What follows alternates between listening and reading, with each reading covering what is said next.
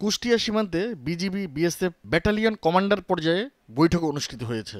Border guard Bangladesh Kushtia ব্যাটালিয়নের অধিনায়ক lieutenant colonel Mohammad মাহবুব মুর্শিদ রহমান ও ১৪৬ battalion BSF উপ অধিনায়ক মনোহর লাল বিভিন্ন বিষয়ে আলোচনা করেছেন। বিজিবি ও বিএসএফ এর মধ্যে বন্ধুত্বপূর্ণ সুসম্পর্ক ও সহযোগিতার মনোভাব বজায় রাখা সহ গুরুত্বপূর্ণ বেশ কিছু বিষয়ে ঐক্যমত পোষণ করেন দুই দেশের ব্যাটালিয়ন কমান্ডার। একমাত্র ওয়ালটন এসি দিচ্ছে ১ বছরের রিপ্লেসমেন্ট গ্যারান্টি।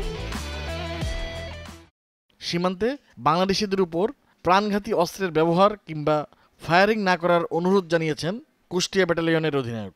মাদক ও অন্যান্য চোরাচালান আরও কার্যকরভাবে প্রতিরোধের জন্য সীমান্তে অতিরিক্ত বিএসএফ সদস্য বৃদ্ধি করা হয়েছে বলে জানান তিনি। সীমান্ত সুরক্ষা জোরদার করার লক্ষ্যে চোরাকারবারি ও দুষ্কৃতিকারীদের অবৈধ কার্যক্রম প্রতিরোধে বিএসএফ টহল কমান্ডার ও কোম্পানি কমান্ডার পর্যায়ে আরও কার্যকর যোগাযোগ ও সমন্বয় প্রতিষ্ঠার জন্য ব্যক্তিগত হোয়াটসঅ্যাপ নম্বরের পরিবর্তে স্থায়ী ও অফিসিয়াল মোবাইল ফোন নম্বর আদান প্রদানের পরামর্শ দেন বিজিবি অধিনায়ক।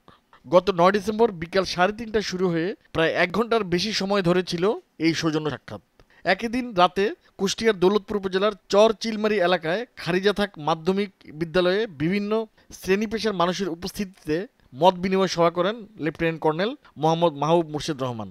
অবৈধভাবে সীমান্ত পারাবার, মাদক পাচার ও সেবনের কুফল, নারী ও শিশু পাচার প্রতিরোধ এবং বর্তমান সময়ের প্রেক্ষাপট নিয়ে প্রয়োজনীয় আলোচনা করেন বিজিবি অধিনায়ক। সেই সঙ্গে চোরাচালান রোধকল্পে বিজিবিকে তথ্য দিয়ে সহযোগিতার আহ্বান জানান তিনি।